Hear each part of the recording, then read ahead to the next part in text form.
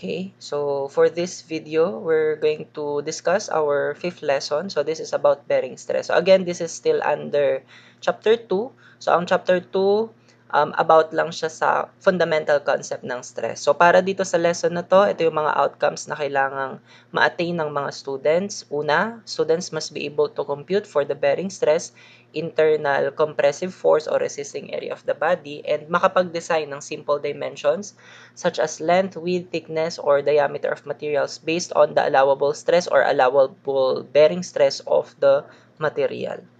Okay? So, define natin, no, or discuss natin yung concept ng bearing stress. So, kung meron daw dalawang bodies that are pressed against each other, okay, merong compressive forces na nade-develop dun sa contact area nila. Okay? So, yung pressure caused by these surface loads, tinatawag siyang bearing stress. So, tinatawag din ang bearing stress actually na contact pressure. Okay? So, ulitin natin. Yung bearing stress, nade-develop yan dun sa contact area ng dalawang bodies that are being pressed against each other. So, in real life, ano ba yung mga example, no, ng bearing stress?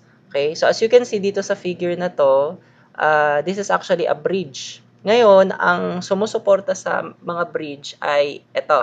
Ang tawag dito ay pier. So, yan yung tawag sa column ng mga bridge, no? So, pier, P-I-E-R. Ngayon, itong pier na to, sino yung sumusuporta sa kanya? 'Di ba? Ang sumusuporta sa kanya is the ground or yung soil. So, ngayon, yung pier na yan at saka yung ground or soil, meron silang contact, 'di ba? Sa isa't isa. Since binibitbit ni soil or ni ground si pier. So, yung contact area nila, merong nade-develop doon na contact pressure, which is yun nga, ano yun, bearing stress yun. Okay, yung tawag doon. Okay, another example ng bearing stress is yung sa mga rivets and plates. No, so kung i-consider mo ito, this is actually called a lap joint. Okay, na itong dalawang plates na to, they are being connected by these rivets. No, and if you can imagine, kapag hinihila siya dito nitong force P and hinihila din siya dito sa force, hinihila din siya dito sa kabila ng force P. So, ang nangyayari kay plate at saka kay rivet, consider mo to halimbawa, okay? Halimbawa, i-drawing natin yung upper plate, no, top view. So, let's say, ito yung plate. Okay? Tapos, ito si force P.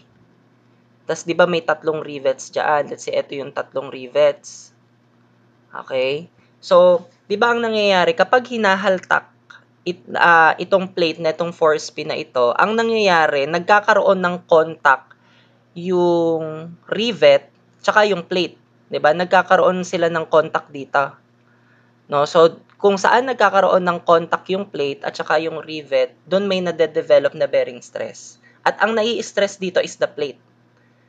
Okay? Kasi kung babalikan mo ha, yung stress na mararanasan dito ng rivet actually ay shear. Okay? So may made-develop na shear dito sa area ni rivet na pwedeng mapunit, 'di ba? Yan yung mga pwedeng mapunit. So diyan may made-develop na shear. Pero kung titingnan mo yung plate, ang stress naman na may experience ng plate is bearing stress. No, again, saan made-develop 'yon? Dun sa contact area ni rivet tsaka ni plate, which is dito 'yon, no? Okay? Sige. Ngayon, yan yung ilang mga example na actually, ito rin example din ito ng bearing stress. So, this is actually a column or poste. Tapos nakapatong ito dito sa concrete pedestal na ito. Pero hindi siya direktang nakapatong kay concrete pedestal. Meron tayong ginagamit dyan na itong tinatawag na bearing plate. No? So, ano yung purpose ng bearing plate? Okay, let's say wala munang bearing plate. No, dito na kumbaga, let's say, direktang nakapatong halimbawa, okay, si poste kay pedestal concrete. Okay, halimbawa, itong poste na to, direktang nakapatong dito sa pedestal concrete na to. So, ano yung magiging dyan, contact area? Di ba yung magiging contact area dyan will just be yung area nung poste, yung cross-sectional area nung poste, kasi doon lang naman sila nagdikit ni concrete pedestal. So, yun yung magiging area. By the way pala, no, banggitin ko lang din yung general formula natin para kay bearing stress. So, si bearing stress, yan ay denoted by sigma B. no? So para lang din siyang normal stress, kaya sigma yung ano niya lang din, no? Yung notation niya. Tapos nilalagyan ng subscript na B to indicate na yan nga, bearing stress yan. So yan ay equal sa generally force over area lang din yan. Ngayon, ano yung force dapat dyan? So yung force dyan is yung internal bearing force or internal compressive force. Okay, and then yung area naman dito, ito yung area of contact. Okay? So, ngayon dito, kung ang area of contact natin dito is yung cross-sectional area lang ni poste, di ba maliit lang yung area ni poste compare dun sa area ni concrete pedestal? Tama? So, in that case, kung maliit yung area of contact nila, no, yun yung ilalagay mo dito sa A sub B na ito. So, kung nasa ilalim or nasa denominator yung area, tas maliit siya, ano yung mangyayari doon sa stress? Di ba ang mangyayari sa stress? Malaki yung stress. Tama? Kasi nasa ilalim, kapag maliit na value yung nasa denominator, lumalaki yung sagot dito. So, lumalaki yung stress. So, ngayon, para mapaliit yung stress, okay, ang ginagawa dito, yun nga, ginagamitan ng bearing plate. So, itong bearing plate na to, inilalagay muna siya before ipatong yung poste, no, doon sa may concrete pedestal. Anong dahilan yan? Kasi kapag nilagyan mo yan ng bearing plate, okay, sa halip na yung area of contact ni poste dito kay pedestal is yung cross-sectional area lang mismo ni poste. So, dito ang mangyayari, yung contact area na will be the area nung bearing plate. Which in this case, ang area, let's say, ng bearing plate ay 750 by 750. So, ang mangyayari dyan, mas nadidistribute sa mas malaking area yung stress. At kapag yung area ay mas malaki, take note, nasa denominator siya. So, kapag mas malaki yung value or malaki yung value na nasa ilalim or nasa denominator, ang nangyayari dito naman, ang nangyayari naman sa kanya, lumiliit yung nagiging sagot na stress. So, ibig sabihin, na didistribute, no, yung stress dun sa area, over the area. Okay, so yun yung purpose nung bearing plates natin, no? Babasahin ko dito, if the bearing stress is large enough, it can locally crush the material, which in turn can lead to more serious problems. Para ma-reduce yung bearing stress, gumagamit ang engineers ng tinatawag nating bearing plate. So yung purpose ng bearing plate ay ma-distribute yung contact forces over a large area. Okay? Ito palang ano na to, no? Itong internal bearing force na to, nade-develop yan dun sa contact area. Okay, so halimbawa dito sa may dinrawing natin na plate na ito, dito sa naka-green na yan, nandyan yung contact area, di ba? So, dyan nade-develop yung internal bearing force. So, meron dyan internal bearing force. Dito din, may contact area din dito. So, may internal bearing force din dyan. Dito din, may contact area din dito. So, meron din dyan bearing force. So, para makuha mo yung bearing force na yan, ano lang yan, i-equilibrium equation mo lang, let's say, summation ng forces horizontal, lahat ng pakanan positive. So, yan ay tatlong bearing force minus P. So, solving for the bearing force, it's just P over 3 dun sa bawat contact area. So, ito yung bearing force niya, P over 3. Okay? Sige. So, that's how you determine yung yung internal bearing force. Actually, kung dito naman, nasan ba ang dito? Nasan ang contact area? No? So, yung magiging contact area na is ito. Kung saan nagdikit si bearing plate at saka si concrete pedestal. So, dyan may madedevelop na, lagyan kong green dito, no? Ito yung contact area, kumbaga. So, dyan may madedevelop na bearing force. So, let's say ito, PB. No? So, ganun siya. So, paano mo yan makukuha? I-summation mo lang yung forces. Pero in this case, kung yung poste merong bigat, no, actually, may mga binigay dito na data na pwede mong computein yung weight niya. Pati nga yung bearing plate, meron din yan magiging weight. So, masasama yung kapag nag-summation ka ng forces para makompute si PB. No? Yung weight nung wood na poste, yung weight nung steel na bearing plate. So, masasama yon kapag nag-summation ka ng forces vertical, okay, para ma-solve yung bearing force. Okay? Sige. Ngayon, sa case naman ng lap joint nga, no, Again, yung plate dito yung nakakaranas ng ano no, ng bearing stress. Ngayon, paano yung gagamitin mo na area? 'Di ba? Ang bearing stress equal siya dun sa bearing force over yung area. So ano tong area na ito? Yung area na to is yung area of contact. Pero 'di ba nga sa rivet at saka sa plate, no? So kung halimbawa i-drawing ko yung upper plate, tas ito yung ano niya nga, yung top view niya, let's say ito yung force P. Tas 'di ba nandito yung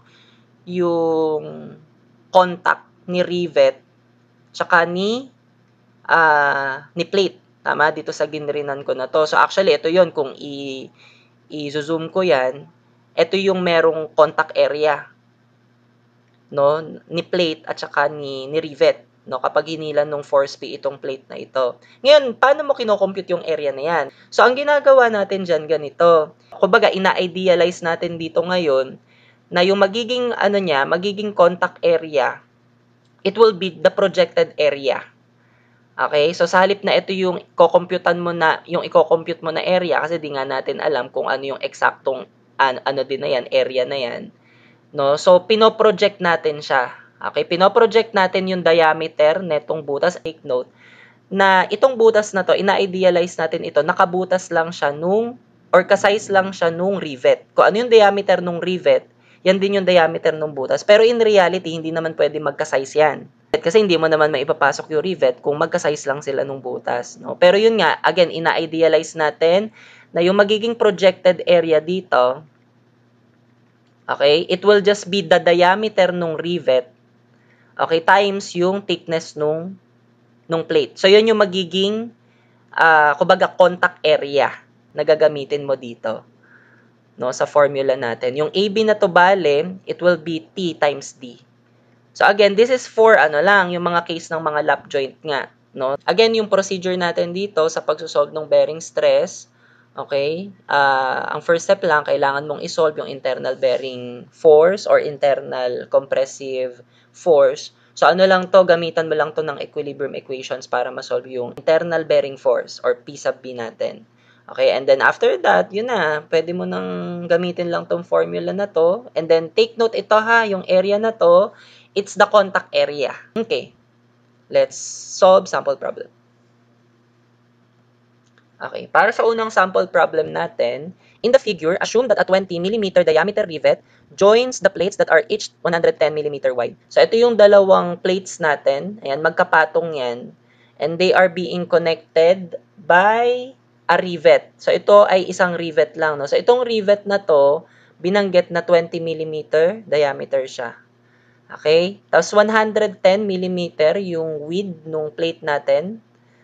Okay, tapos yung thickness niya, it's actually unknown, no? So, the allowable stresses are 120 megapascal for bearing in the plate material and 60 megapascal for shearing of rivet. Determine the minimum thickness of each plate and the largest average tensile stress in the plates.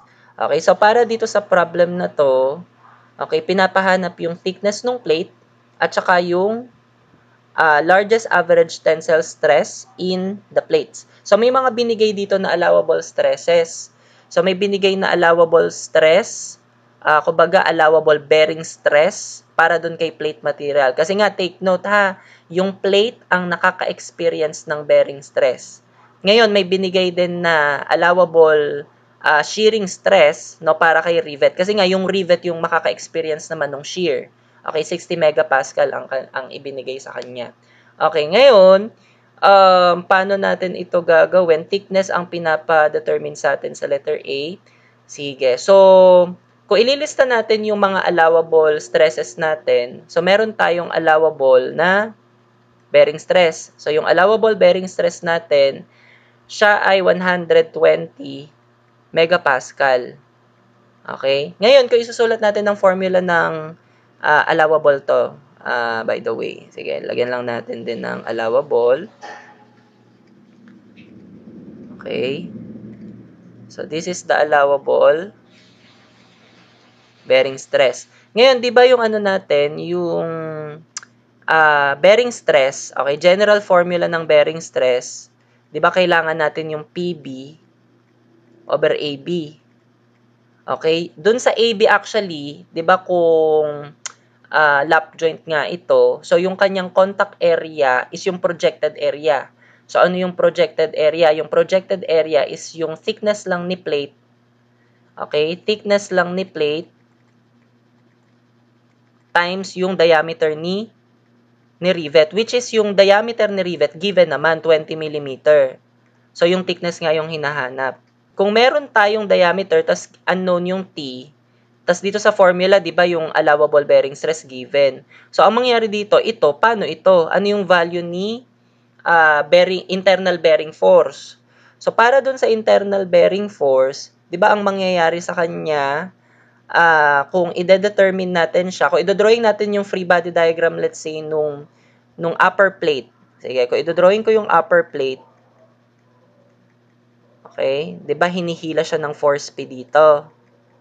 Tapos, let's say ito yung butas, tas yung rivet, let's say. Tas kapag hinihila ito ng force P, saan ba made-develop yung yung bearing force na ba dito sa contact area? Okay, so sa contact area ni rivet at saka ni butas or ni plate, no? So, diyan may made-develop na bearing force. Okay, ngayon, yung bearing force, paano mo yan makukuha? So, di ba pag nag-summation ka ng forces horizontal, so ang mangyayari dyan, yung PB, positive, ito, negative. So, masasabi mo dyan na yung bearing force mo, equal lang dun sa applied force P. Yun yung problema ngayon. Kasi walang binigay na applied force P. So, paano natin yan makukuha? Ngayon, balik ka dun sa mga allowable stresses. Kasi may binigay din na allowable stress para kay rivet. Ito ay allowable shear stress. Di ba binigay naman na yung diameter ni rivet. Okay? So, ibig sabihin, hindi problema yung area. Tama? So, from here, actually, pwede nating makompute kung ano yung value ni P. Kasi, di ba nga, yung sa shear, let's say, sulat muna natin yung allowable. Ang allowable ni shear ay 60 megapascal. Ngayon, ang general formula ni shear, 'di ba, internal shear force over area. Ngayon, yung area, yun nga, binigay naman yung diameter ni rivet So, hindi siya unknown. Tapos, meron kang shear stress. So, itong V na to, di ba, in this case, sige, kapag dinrawing natin yung free body diagram, let's say, nung 'di ba, ang mangyayari kasi dito, kapag hinila ito ng force P, ang mangyayari naman kay rivet, pwedeng mapunit si rivet. So, pwede siyang mapunit dito. So, drawing natin, let's say, yung free body diagram nitong upper segment para ma-solve natin yung internal shear force naman. Okay? So, ito yung plate sa taas. Tapos, let's say, ito yung naka-apply na force P. Tapos, again, meron ditong rivet. Teka lang, drawing natin yung rivet. Let's say, banda dito. Ayan. Tapos, again, saan pwedeng mapunit yung rivet? Diba dito? So, dito siya mapupunit. So, dyan sa mapupunit na yan, dyan may madedevelop ngayon na shear force, internal shear force. So, paano mo makukuha tong internal shear force na to? Summation lang ng forces horizontal. Okay, lahat ng pakanan, positive. So, si shear force, positive. Si force P, pakaliwa, negative. So, yung shear force mo, obviously, equal lang kay P. So, ibig sabihin, ito, yung V na to, pwede nating palitan ng P. So, pwede natin makompute si P mula dito. No? Yung allowable ay 60, allowable shear stress. Tapos, yung internal shear force natin, yun nga, yan na yung P. Tapos, yung area naman, di ba, ang area lang naman nung rivet natin, pi over 4, tas yung diameter niya na 20. Tama. So, by the way, ang unit ni 60 ay megapascal. So, Newton per millimeter square yan. Tas itong 20, naka-millimeter naman siya. So, pi over 4 diameter square yan, ha. So, ang lalabas na sagot dito, or yung masosolve natin na sagot dito, naka-Newton. Tama. So, cross-multiply mo lang, 60. Okay, sige, pindot natin sa calcu. Sige, 60 times, okay, pi over 4. Okay, tapos 20 square.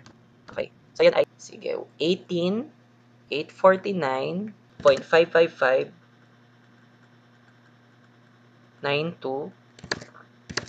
Okay, Newton. So, ito ngayon yung value ni P. So, pagbalik dito, ibig sabihin yung value pala ni PB, equal lang siya sa 18849.55592. So, kung gagamitin natin tong formula natin, yung allowable natin, 120, okay, Newton per millimeter square, equal to, yung PB natin, palitan na natin ito nung 18,849.55592.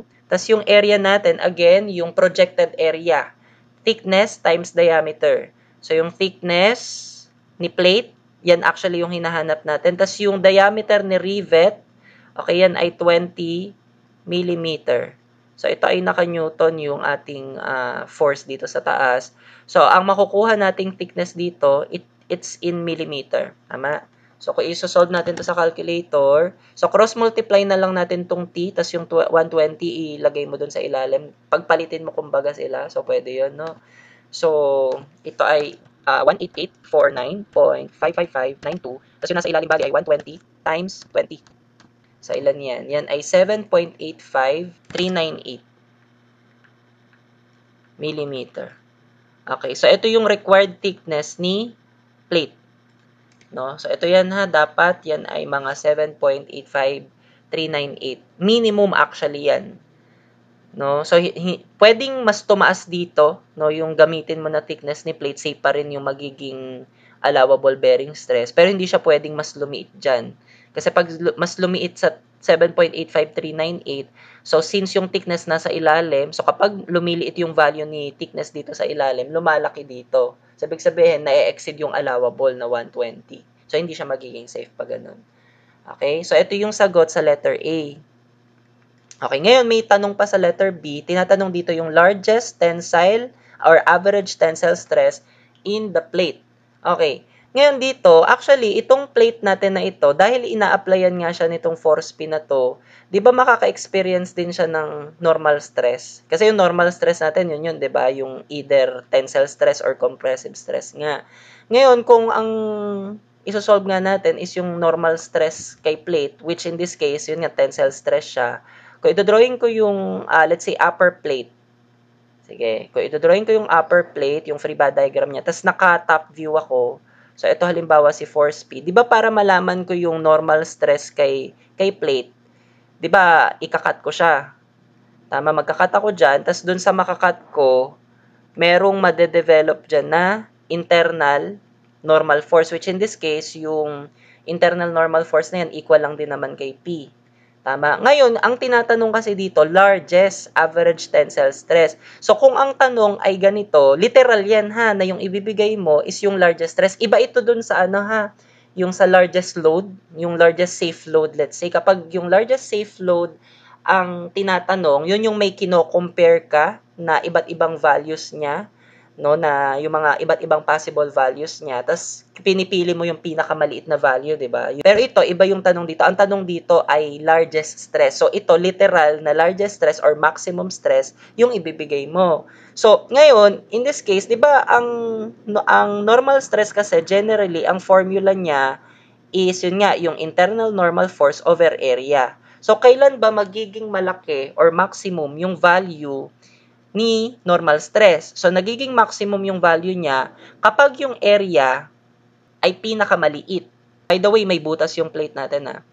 Okay? So, saang portion tayo dito kay plate pwedeng mag-cut na dun may pinakamaliit na area? No? So, saan ka ba dapat mag-cut? Di ba actually doon sa butas? So, kapag nag-cut ka dito sa may butas, okay? So, dyan sa kinat mo din naman na yan, may madedevelop din na internal normal force. Okay, may madedevelop din dyan na internal normal force at yung internal normal force din naman dyan ay equal kay P, no, kapag sinapation ng forces horizontal mo. Okay, tapos yung area lang dyan na mako-consider mo, no, so kung ito-drawing ko halimbawa yung side view nitong plate na to para makita yung thickness. 'Di ba? Ito yung thickness niya. Okay? Tapos, 'di ba, yun nga ano siya dito, butas. Okay? Dito butas siya, so merong butas dito. Okay, yung butas na yan, 'di ba ang dimension naman yan is yung diameter lang, let's say, nung rivet. Okay? Tapos yun nga yung thickness nung plate. So ibig sabihin ang i-consider mo lang diyan na area ay ito. Ito, kumbaga mababawas yang butas. Itong ginrinan ko lang na or shinadean ko na green. Yan lang yung area na mako-consider. So in that case, diyan siya magiging maximum. Okay, so kung gagawin natin to, yung magiging maximum na normal na tensile stress will be, okay, yung N natin dito is yung value lang din ni P, which is yun yung na-compute natin na 18849.55592 Newton over yung area. So, paano yung magiging area natin dito? Yung magiging area natin dito, yung area nung buo, ang area nung buo, ano nga to? Yung width nung plate natin, 110 mm.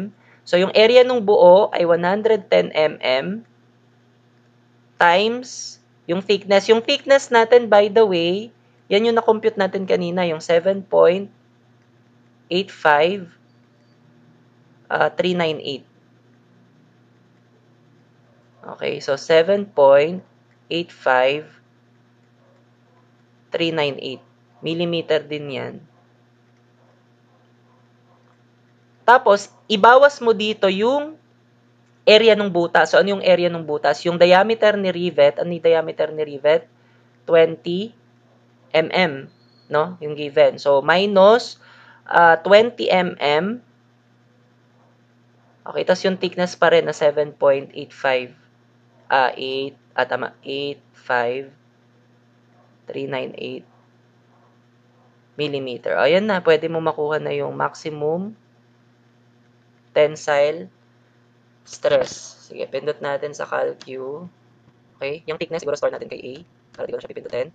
So, 18,849.55592. Ano ba yun?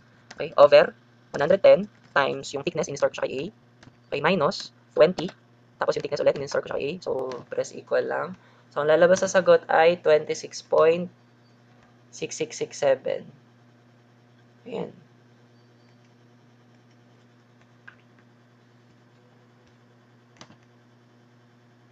Okay, so ito ay 26.6667. Isa pa. 67 megapascal. So, naka-newton per millimeter square to. So, ito na yung sagot sa letter B. So, ito yung maximum tensile stress. Okay? So, ganun lang siya. So, para dito sa sample problem number 2, the lap joint shown in the figure is fastened by 4 rivets of 3/4 or 3/4 inch diameter. So, ito yung ano natin, lap joint natin.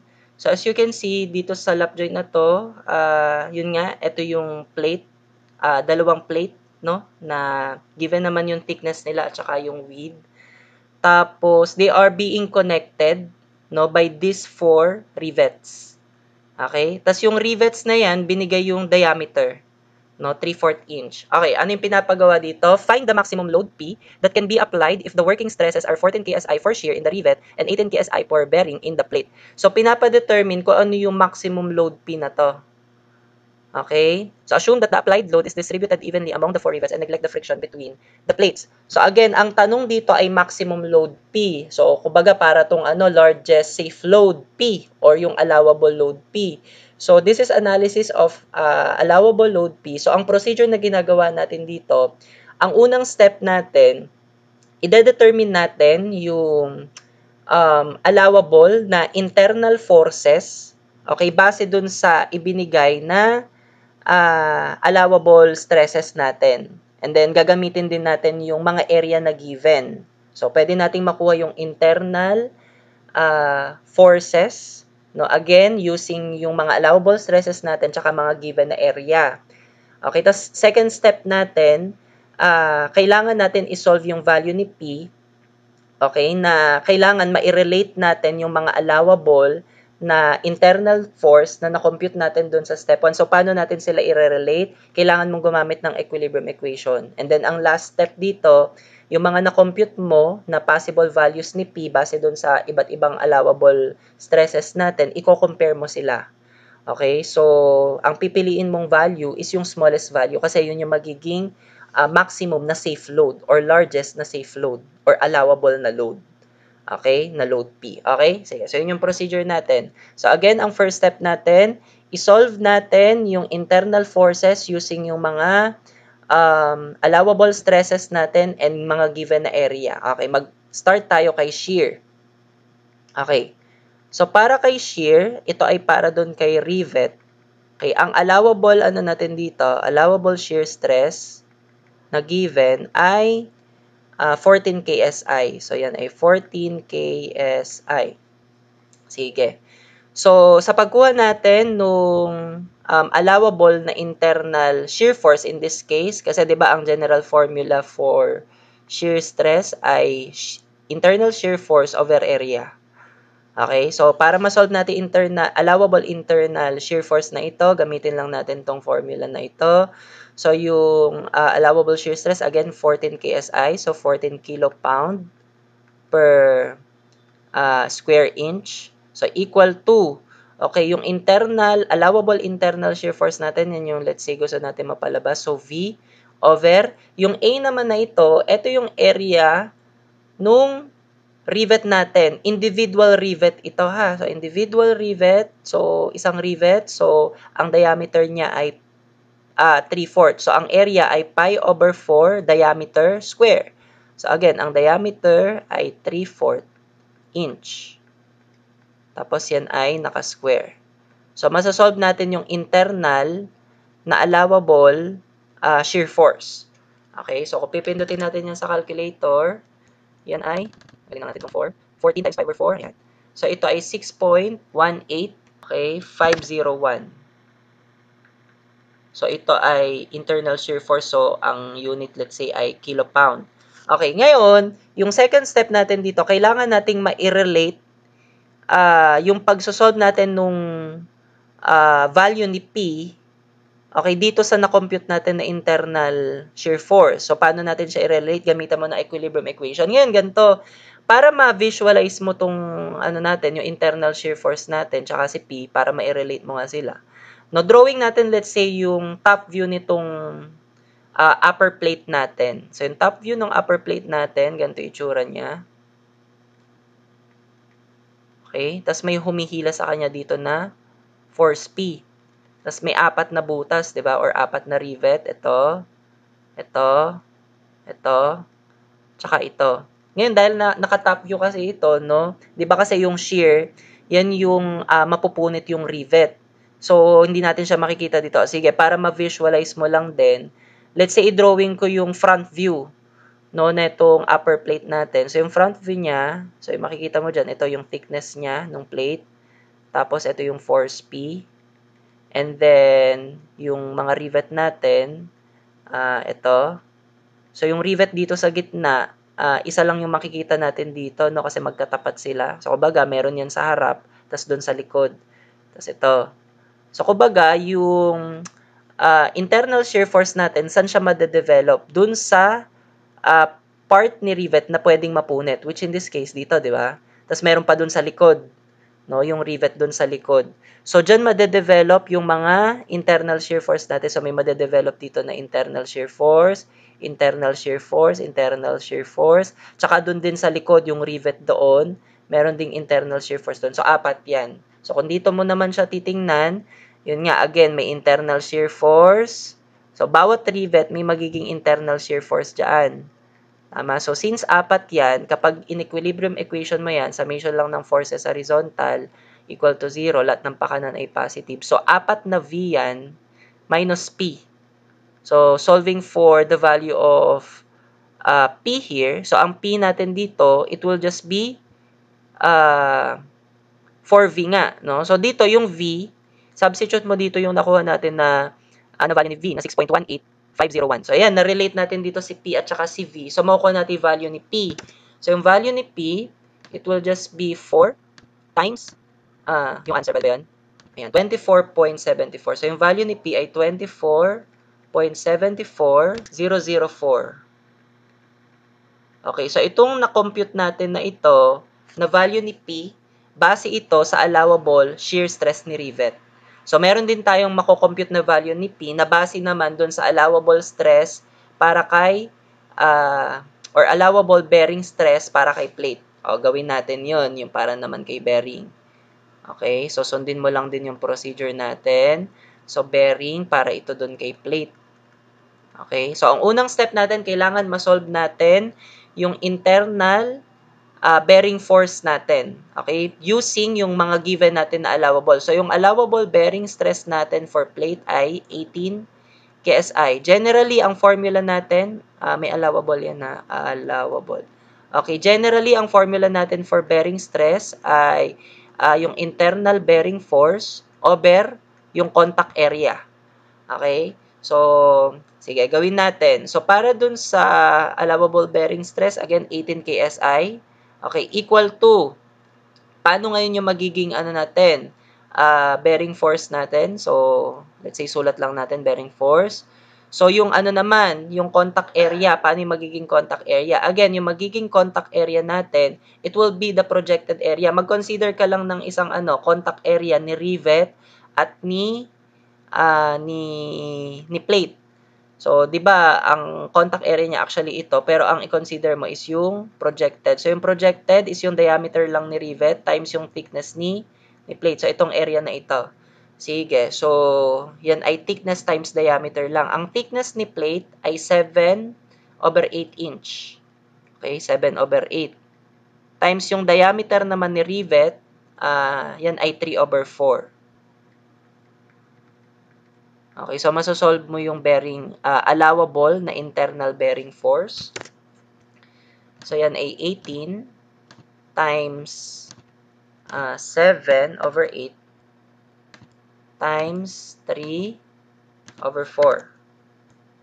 Tama. So, ang lalabas dito ay 11.8125 kip. Okay, ang next step natin ngayon, kailangan nating ma-relate ito dun sa pagsosolve ni P. Okay, so paano natin sila ma-relate? Sige, drawing muna natin yung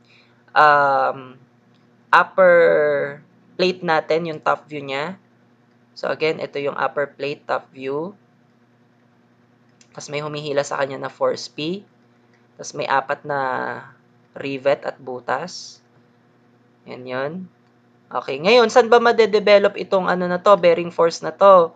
Madedevelop siya sa contact area ni rivet at ni plate. Saan yung contact area? Again, dito, dito, dito, dito. Okay, so bawat contact area na yan, merong madedevelop na internal bearing force, PB. Dito din, may PB. Dito din, actually doon. Okay, okay, basically drawing. Okay, dun sa naka-green mismo, dun mismo madedevelop.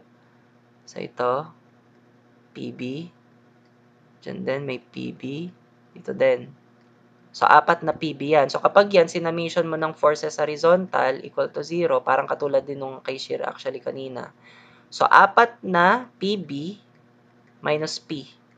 So, kung isosolve mo si P, substitute mo lang dito yung nakuha nating PB na 11.8125. So, makukuha mo yung value ni P. So, itong 11.8125 na to, times na lang natin by 4. Okay, ang lalabas ay 47.25 kilopound. Okay, itong na-solve na P na to, again, base ito doon sa allowable bearing stress para kay plate. So, yung next step na natin, i-compare mo yung dalawang values ni P na na-compute mo. Sino ang pipiliin mo? Ang piliin mo is yung smaller value. So, obviously, yung smaller value is yung base kay allowable shear stress. Okay, so choose smaller value. Bakit yung smaller value yung pipiliin mo? Kasi yan yung magiging safe both for the allowable shear stress and for the allowable bearing stress para kay plate. So, ang maximum load P dito, okay, maximum load P ay equal sa 24.74004 kilo pound. O, box mo na to. Boom, panes. Ay, nangyari.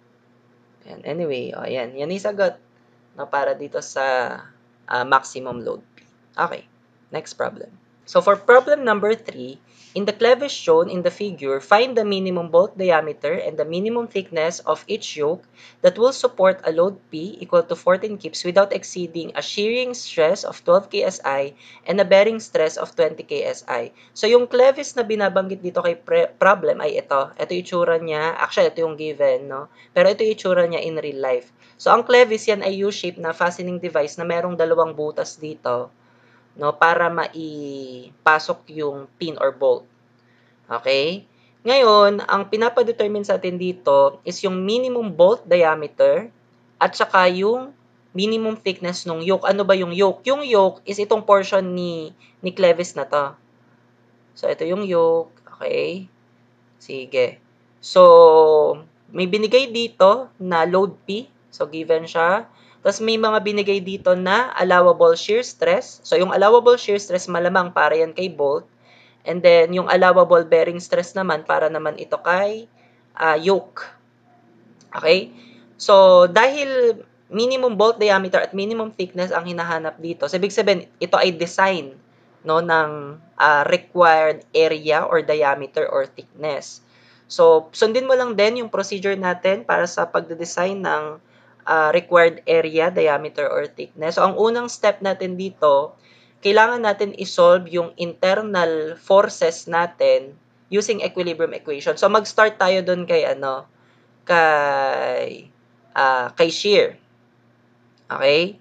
So, para dun kay shear, okay, paano natin i-determine yung internal force niya. So, kailangan ma-visualize muna natin kung saan made-develop yung shear force natin. Okay, so in this case, 'di ba kapag hinila itong clevis natin, itong force pin na to, okay, tas hinila siya dito, 'di ba yung pin natin or bolt natin, pwede siyang mapunit dito, tsaka dito. Actually, double shear ito. So, dyan sa mga pwedeng mapunit na yan, dyan made-develop yung mga internal shear force natin. So, drawing natin itong free body diagram nitong segment na to. So, kapag dinrawing ko siya, ito siya. Okay, tas merong humihila dito na force P. And then, dito, ito yung yung napunit na pin. So, again, dun sa napunit, dyan may made-develop na internal shear force. So, gamitan mo lang to ng equilibrium equation. So, yung P may value naman to na 14 kips. Okay? So, ano lang natin to, gamitan ng equilibrium equation. Summation lang ito ng forces vertical equal to 0. Lahat ng pataas ay positive.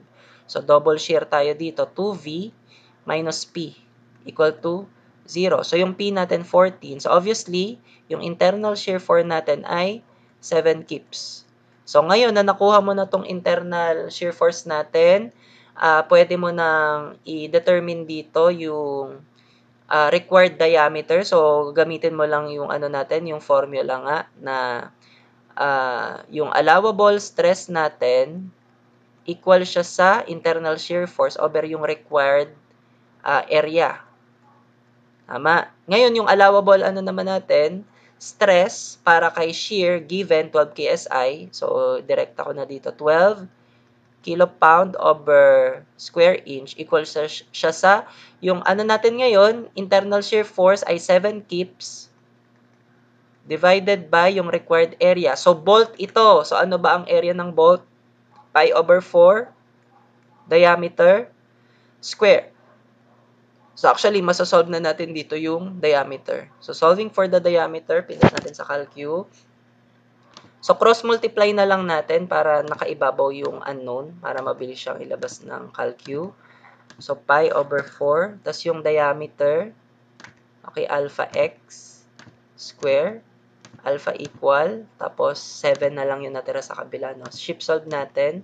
So, ang lalabas na diameter, so ito ay 0.86, okay, 181. Okay, anong unit natin dito? Inches. Ito na yung minimum bolt diameter. Okay, ibig sabihin ng minimum, pwedeng lumagpas dyan or pwedeng mas malaki dyan. Pero hindi pwedeng mas maliit dyan. Kasi pag mas maliit dyan, hindi na magiging safe yung sa shear stress. Okay? Sige. So, para dun sa ikalawang pinapahanap, minimum thickness nung yoke. So, again, para maano mo yan, kailangan ma-visualize mo muna. Unang step mo dito ha, determine mo yung internal bearing force. So, para ma-solve mo din siya, kailangan ma-visualize mo muna siya. No? So, nasa bearing na tayo. So, saan ba ma-develop dito yung internal bearing force? So, ma-develop siya sa point of contact or sa area of contact rather ni bolt at saka ni yoke. So, saan ba may contact si yoke at si bolt? 'Di ba magkakaroon sila ng contact dito? Dito sila magkakaroon ng contact dito. Okay, kapag hinihila siya dito ni P halimbawa. So yung diyan sa contact nila na 'yan, okay, diyan may made-develop na bearing force. So may bearing force dito pati dito. Okay? So ito na lang yung pagbasehan natin ha. So kapag sinamation mo yung forces na 'yan, summing up these forces equal to 0. Okay, so let's say yung P tapos minus yung dalawang PB. Okay? So, yung P natin, again, may value na yan na 14. So, actually, yung PB natin, ano lang din siya, 7 kips. Tama? O, ayan na, na-solve na natin yung internal bearing force natin using equilibrium equation. So, ang next step mo na, ayun na, gamitin mo na yung formula for allowable bearing stress. Equal siya sa yung internal bearing force over yung contact area. Okay, ito yung required. Okay, so dito lalabas si thickness, no? Sige. So yung allowable na bearing stress ay 20 KSI equal to yung allowable na or yung ano natin, yung na-compute natin na bearing force ay 7 kips. So divided by ano yung ano natin dito, contact area, thickness, which is yan yung unknown, times yung diameter ng bolt. So yung diameter ng bolt, gagamitin mo ito. Okay, so yung diameter ng bolt ay 0.86181. So again, yung contact area na to, ito yung projected area ha. So ito yan, yung projected area. So yung projected area na yan, yan yung thickness ng yoke, tapos yung ano lang, diameter nung bolt. Okay, so mas-solve mo dito yung thickness. So solving for the minimum thickness, so 7 divided by, i-cross multiply ko na lang, 20 times, so yung t, pinagpalit ko si 20 at t. So, times 0. Yung answer naman yun, no? Tama ba? So, ito ay 0.406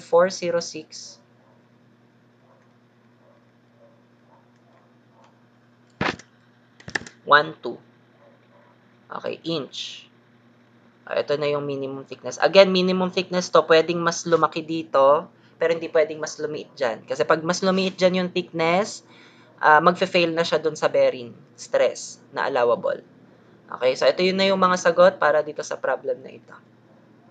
Okay.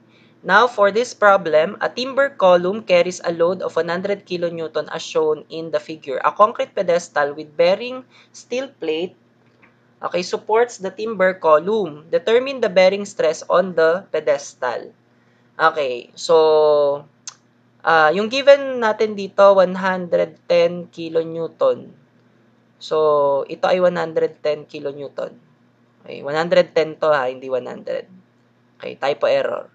So, base sa drawing, 110 kN yung kinakarga nitong timber column. Okay. Tapos, meron ditong concrete pedestal. Okay, tapos meron tayo ditong steel na bearing plate. Okay. So, ang pinapadetermine dito is yung bearing stress dun sa pedestal.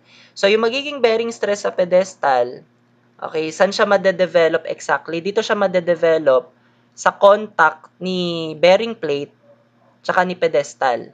So, dito madedevelop yung internal bearing force. Okay? Ngayon, bearing stress lang naman kasi yung pinapadetermine sa atin. So, sa pag-compute naman kasi ng bearing stress, equal lang siya sa internal bearing force over yung contact area.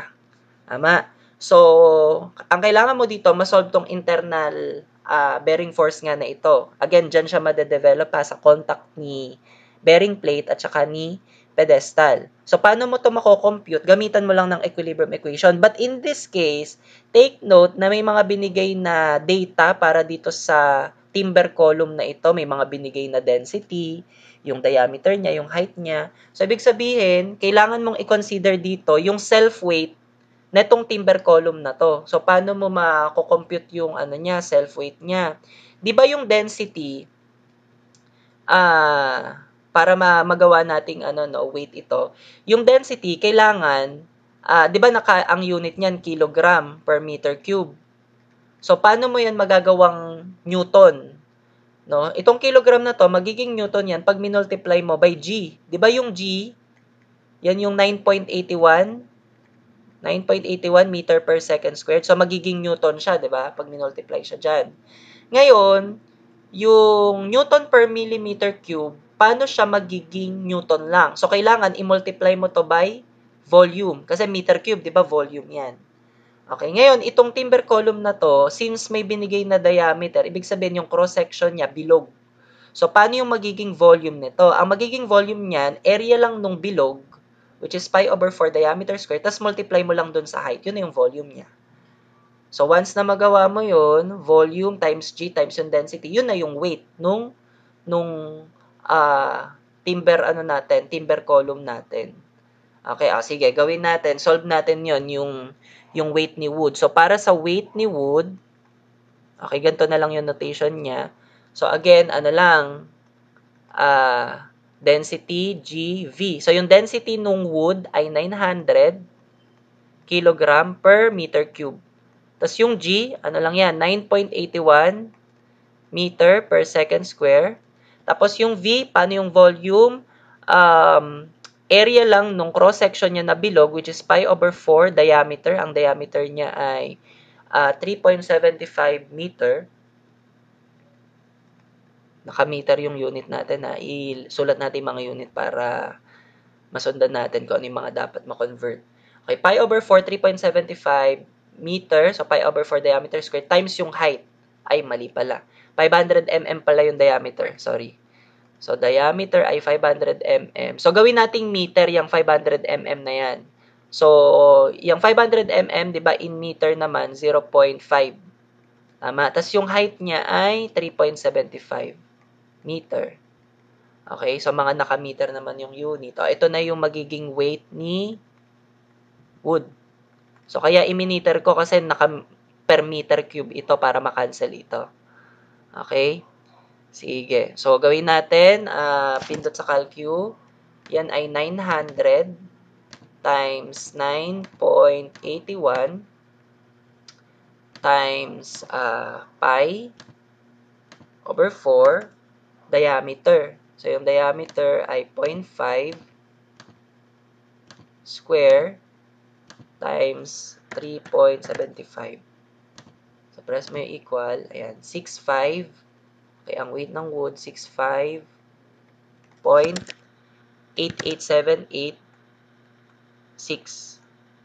So, ito ang unit na ngayon nito since ito makakancel, itong mga to. So, kilogram meter per second square, di ba yan ay Newton. Ayun. Tapos, yan yung weight ngayon ni wood. Okay. Ngayon, itong bearing plate, di ba masasama din to sa kinakarga ng pedestal. Tama? So, i-consider mo rin yung weight niyang steel na yan, steel bearing plate na yan. So, paano yung magiging weight ng steel bearing plate? O, ganun lang din, no? Yung density niya given, tas times G, tas times yung volume niya lang. So, para dun sa weight nung steel bearing plate, yung kanyang density na given ay 8,000 kilogram per meter cube. Okay? Tapos, yung G, 9.81 lang yan, meter per second square. Tapos, itong itong bearing plate na to, ang cross-section niya ay square. Kasi ito yung binigay na dimension, no? 750 by 750 mm, tapos may thickness na 100 mm. So, ibig sabihin, square yan. So, ang area ng square lang yan times thickness, yun yung volume. So, area ng square gawin mong meter itong 750 millimeter, so 0.75. 0.75 meter times 0.75 meter, yan yung area nung cross-sectional area nung plate, tas multiply mo lang dun sa thickness, naka mm, so gawin mong meter, 0.1 meter. Okay, ayan na, yan na yung weight nung steel na bearing plate. Pinag sa calcu, so 8,000 times 9.81 times 0.75 times 0.75 times 0.1. Ayan, ang lalabas ay 4414.5 Newton. Ayan na. So, kompleto na itong mga to. So, kapag tayo ay nag-summation na dito ng forces vertical equal to 0, masosolve na natin yung PB. Okay, so yung PB, let's say yan ay pataas nga. So, positive. Yung WS, pababa. Yung WW, pababa. Tapos yung 110, pababa. By the way, baka maghalo-halo units mo dito. Yung WW, naka-Newton. Yung WS, naka-Newton. Itong 110, naka-kilonewton. So, gawin nating Newton ito. Yan ay 110,000. Be careful lagi sa units. Dapat pare-pareho units. Okay, 110,000. Okay, equal to 0. Substitute mo dito yung nakuha nating WS na 4414.5. Dito naman sa WW, 65. Okay, 0.88786. So, makukuha natin yung bearing force natin na PB. Pindot lang natin sa calcu. So, alpha x na lang minus 4414.5 minus 65.88786. Okay, 88786 minus 110,000.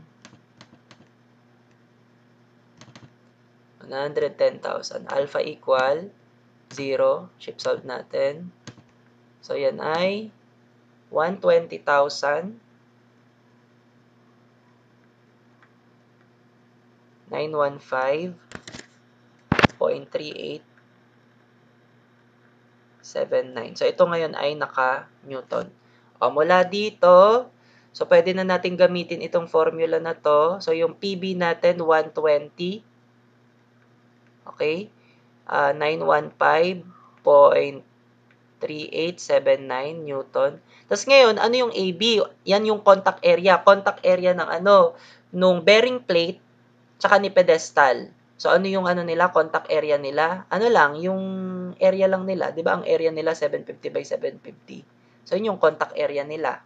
So, ang contact area ay gawin natin, naka-millimeter naman, no? Pwedeng millimeter ito para Newton per millimeter square ang lalabas. So, ang area, yung contact area ay 750 millimeter by 750 millimeter. So, ito ay pindutin natin sa calculator. So, yung answer na lang kanina over 750 by 750. So, press equal. Ito na yung bearing stress. So, ito ay 0.21496.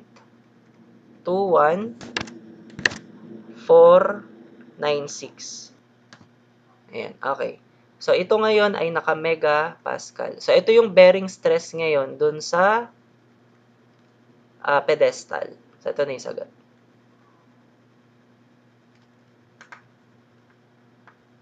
Okay, so that's the end of the discussion for this lesson. So, thank you for listening. So, please subscribe to this channel and paki-follow din ako sa Facebook and sa TikTok. And paki-like and share itong video nito. Thank you.